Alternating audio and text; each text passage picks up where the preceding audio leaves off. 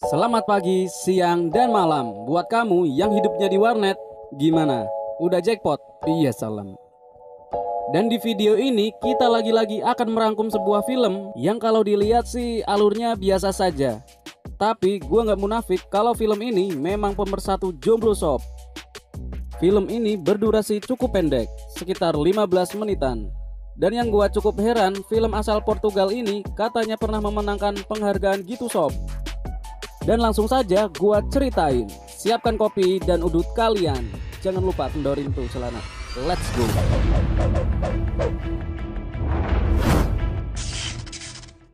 Film diawali penampakan seseorang wanita cantik, putih, nan seksi sedang melamun memikirkan angsuran kredit HP. Maksudnya sedang melamun entah memikirkan apaan sob. Ya intinya bukan mikirin hutang lah. Oh iya, dia adalah Katarina, anak ABG berusia 16 tahun sob. Dan di scene ini kita diperlihatkan seseorang wanita glosor-glosor di tempat tidurnya dan sesekali dia melamun. Kelihatannya si Katarina ini depresi, sampai-sampai ibunya mengetuk-ngetuk pintu pun dia sampai tak menghiraukan bor. Dan tak tahu kenapa saat dia melihat foto selfie bersama teman-temannya, dia malah menangis sob. Nah, saat dia bercermin melihat wajahnya sendiri, sepertinya ada sesuatu yang dia rencanakan sob. Nah, gua kasih tahu deh, kenapa si Katarina sesedih dan sedepresi ini sob. Ternyata Katarina divonis oleh dokter mengidap penyakit HIV. Ya, buat kalian yang belum tahu bukan tempe, apa itu HIV? Nih, gua kasih tahu yang belum tahu. HIV adalah sebuah penyakit mematikan yang menyerang sistem kekebalan tubuh manusia yang penularan virusnya lewat bercocok tanam bebas dan pemakaian jarum suntik yang gak higienis. Jadi buat kalian para cowok-cowok jomblo yang tak tahu siapa pelabuhan roket bersandar, cukup hati-hati lah ya, jangan sembarangan. Iya salam. Scene langsung berpindah di sebuah lorong yang sepi. Di situ Katarina nampak berjalan sendirian. Ya gue takut aja sih dia diapa-apain sama cowok brengsek di luar sana sob. Kayak lu, maaf.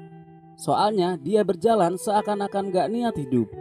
Dan ternyata si Katarina pergi ke sebuah klub dan bertemu seorang pria yang sama sekali tidak dikenalnya. Oke, sebut saja si pria ini Parjo sob. Karena Katarina yang berpikir hidupnya tak lama lagi karena positif HIV, jadi dia mempunyai pikiran jahat untuk menularkan penyakitnya ke semua cowok-cowok hidung boleng sob. Ya kata lainnya berbagi keenakan lah, tapi malah penyakit.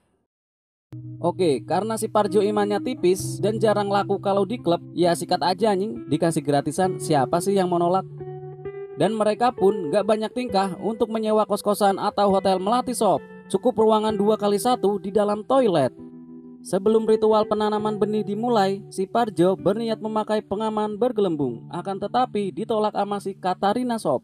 Katarina berkata, keluarin aja di dalam. Sontak, ngilu aku cuk. Maaf. Setelah keduanya have fun, Katarina pun pergi begitu saja. Dia kembali pulang ke rumahnya. Sesampai di kamarnya, dia langsung membuka bajunya sob. Dan berhubung gua takut kalau sabun kalian cepat habis, makanya gua skip aja lah. Nanti gua dimarahin emak lu cuk. Keesokan harinya, Katarina kembali berulah sob. Ia mendatangi sebuah toko yang jikalau dilihat itu toko penjual alat-alat bantu untuk mantap-mantapan. Ya kalau di sini mah kayak semacam toko obat kuat di pinggir jalan gitu sob. Dengan wajah yang menantang yang sudah siap untuk diterkam kaum hidung boleng, Katarina berjalan langkah demi langkah menelusuri bagian toko itu sob. Dan tak sengaja ia bertemu om-om tua yang kalau dikasih ikan langsung nyaplok sob. Entah apa yang dipikiran Katarina, akhirnya ia mengajak om-om itu untuk bercocok tanam. Ya walaupun di sana banyak cowok-cowok muda keker yang lebih oke sob. Kita positif aja lah, siapa tahu yang tua itu banyak pengalamannya. Karena si om-om ini merasa ketiban rejeki, udah cantik, muda, seksi, gratis pula, ya jelas om sikat dong ya.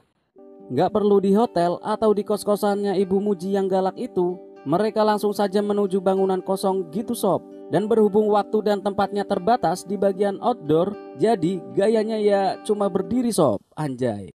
Sebelum memulai, si om-om ini berkata, mau pakai pengaman gak nduk? Katarina menjawab, si om tancap aja lah, gak usah pakai begituan. Setelah si om-om gendut ini selesai, ya cepet sih, si Katarina langsung pergi saja sob. Bisa dilihat dari ekspresinya, Katarina ini kurang puas lah. Ya walau tujuannya dia cuma menularkan penyakit saja sob. Akhirnya dia kembali ke rumahnya untuk beristirahat dan sedikit rebahan sambil memikirkan siapa target berikutnya. Dan dia pun langsung SMS ke teman lamanya sob. Ya, saling menanyakan kabar sembari mengajak ketemuan. Dan yang diajak ketemuan itu adalah seseorang pasangan suami istri sob. Ya, sebut saja dia Bejo dan Sri. Jadi tujuan Katarina ini bertemu dengan Bejo dan Sri ingin mengajak keduanya main mantap-mantap sob. Berbeda dengan yang sudah-sudah, kali ini Katarina mengajak bermainnya dengan formasi 3 orang sob. 1 menyerang dan 2 bertahan. Dan akhirnya mereka pun bermain di kamar. Ya lumayan deh, rada nyaman dikit di kamar. Seperti biasa si Katarina menolak kalau si cowok menggunakan pengaman sob. Ia berkata, ya keluarin di dalam aja. Tahu sendirilah kalau tujuannya Katarina cuma ingin menularkan penyakit sob. Setelah melakukan ritualnya, si Katarina langsung pergi begitu saja dengan berjalan kaki. Gua heran sob, kenapa nih bocah suka banget jalan kaki. Dan di tengah jalan dia mencoba memberhentikan mobil untuk meminta tumpangan. Dan pucuk dicinta ulam pun tiba, gantian si ketiga pria ini yang ketiban rezeki sob. Awalnya keadaan masih terkendali saat pria-pria ini ingin mengantarkan Katarina pulang. Ketiga pria ini merasa kebingungan saat Katarina meminta memberhentikan mobilnya di jalan yang sangat sepi. Tanpa panjang lebar, Katarina pun turun dan berdiri di depan mobil sambil melepas segitiga bermudanya, seakan-akan menantang mereka. Melihat si bocah ini gak ada akhlak, ketiga pria ini jadi tegang berjamaah sob. Hingga akhirnya ketiga pria ini pun dengan ikhlas meladeni permainan si Katarina.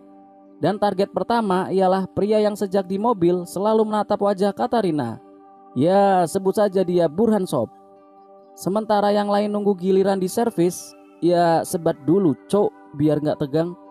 Dan setelah semua mendapat giliran, si Katarina langsung pergi begitu saja tanpa ada salam perpisahan. Ya nguculuk pergi gitu aja lah. Dan sebelum malam berakhir, si Katarina mencoba peruntungannya menyetop mobil lagi sob. Ya mungkin mau nyari korban lagi lah. Merasa tak ada mobil satupun yang berhenti, akhirnya Katarina pun pulang sob. Mungkin udah capek kali dia. Keesokan harinya, di saat Katarina lagi melamun memikirkan korban yang dia dapat semalam, terdengar suara telepon, yang mana panggilan itu dari dokter yang menangani kasus Katarina sob. Dokter ini ingin memberikan kabar yang sangat mengejutkan dan termasuk kabar gembira untuk Katarina, bahwa ternyata laboratorium yang pada saat itu mengalami kekeliruan. Jadi faktanya kalau selama ini Katarina tidak terjangkit penyakit HIV. Mendengar hal itu membuat Katarina menjadi semakin stres sob. Gimana tidak, dia sudah menjadi odading geprek oleh lelaki-lelaki di luar sana dan ternyata dia malah tidak positif HIV. Ya mungkin ini adalah karma sob untuk dia. Dan film pun tamat.